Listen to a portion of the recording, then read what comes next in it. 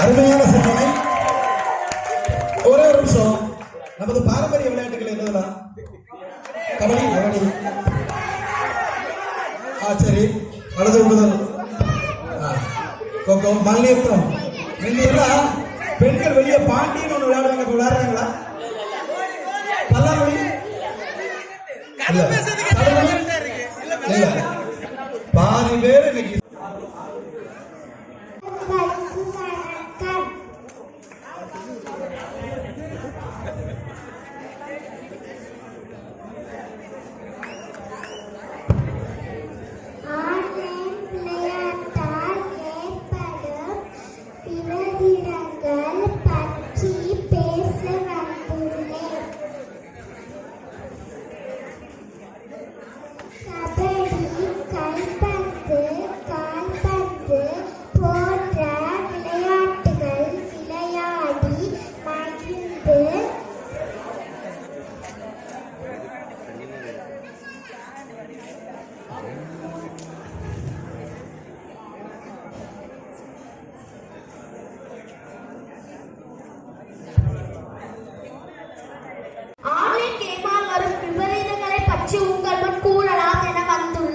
நல்ல பழக்கங்களுக்கு யாரும் அடிமையாவதில்லை.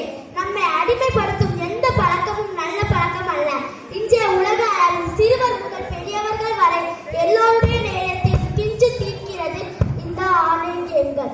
குழந்தைகள் பஸ்ஸுக்கு காத்திருக்கும் போது, படிக்க விருப்பமில்லாத போது, ராத்திரி உறக்கம் வராத போது, இப்படிப்பட்ட பல நேரங்களில் பொழுதுபோக்குக்காக கொண்டு வந்த இந்த ஆன்லைன் கேம்கள் அந்த குழந்தையின் எதிர்காலத்தை சிதறடிக்கிறது.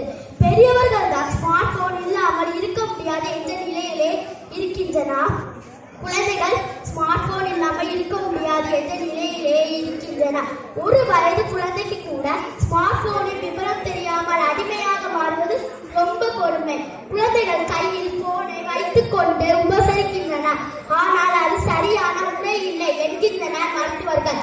நீண்ட நேரம் இதே நிலையிலே வைத்துக் கொண்டு பார்த்து இருந்தால் கழுத்து வலி அதிகமாகும்.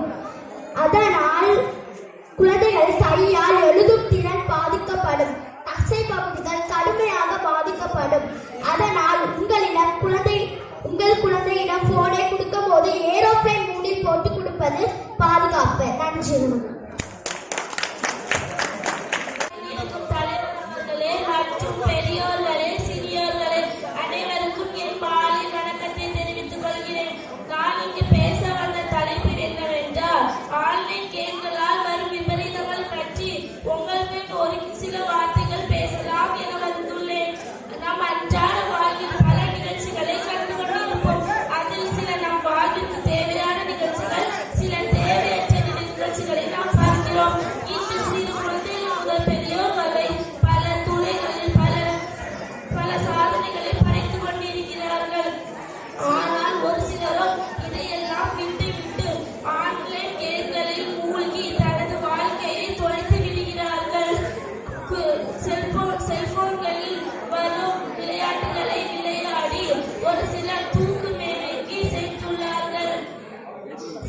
சில படித்த மாணவ மாணவிகளோ இந்த ஆன்லைன் பாடப்படிப்பை படிக்காமல் இந்த ஆன்லைன் கேம்களை விளையாடி தனது வாழ்க்கையை பறிகொடுக்கிறார்கள்.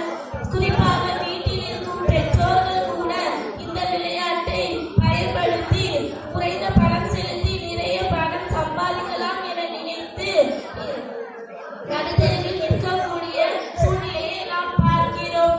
இந்த ஆன்லைன் கேம்களால் மன உளைச்சலுக்கு ஆளாகிறார்கள். மூளை வளர்ச்சி பாதிக்கிறது. எனவே இதனால் நம் மனதிற்கு இனிமையான நம் பாரம்பரியமான விளையாட்டுகளான கபடி, பல்லாங்குழி போன்ற விளையாட்டுகளை எத்தனையோ விளையாட்டுகளை சொல்லிக் கொடுக்கலாம். ஆன்லைன் கேம் என்பது சூதாட்டத்திற்கு சமமானது.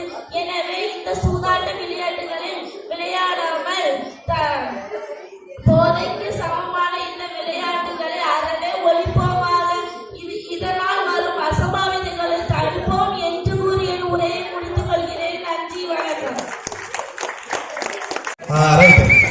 ஓகே பேசாம பேர் சொல்லிட்டீங்களா? ரைட்டு. எங்கே தொடங்குங்கள் உங்களது உரை வீச்சை.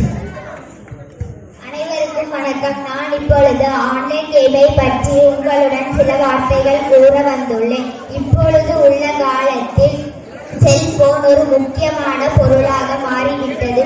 இப்போது உள்ள குழந்தைகள் சாப்பிடும் நேரத்தில் கூட ஆன்லைன் கேம் விளையாடுவார்கள்.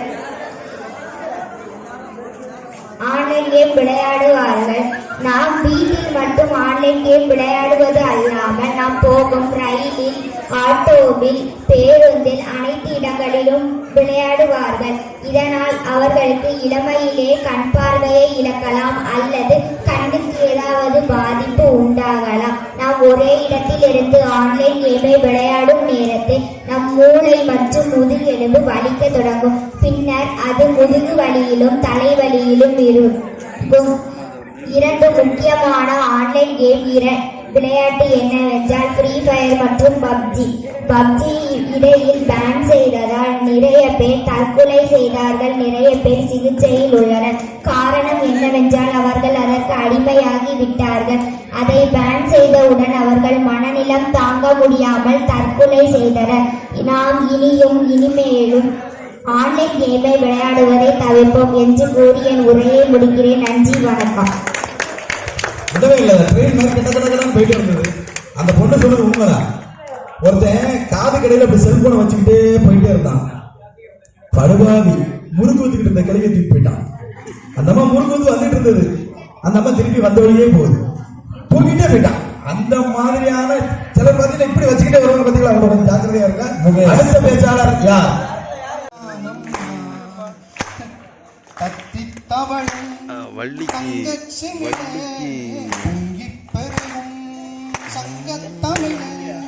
முத்தம் தர நித்தம் வரும் நட்சத்திரம் யாரோடு கூப்பிடுறா, நான் எப்ப போயிருவேன். நானே கண்ணே நான் வாங்கு மூச்சு வாழ்ந்தாக வேண்டும்.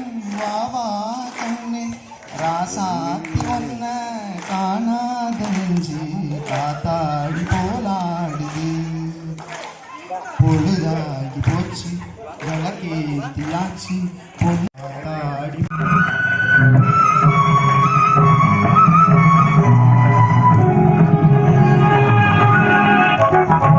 கண்ணன்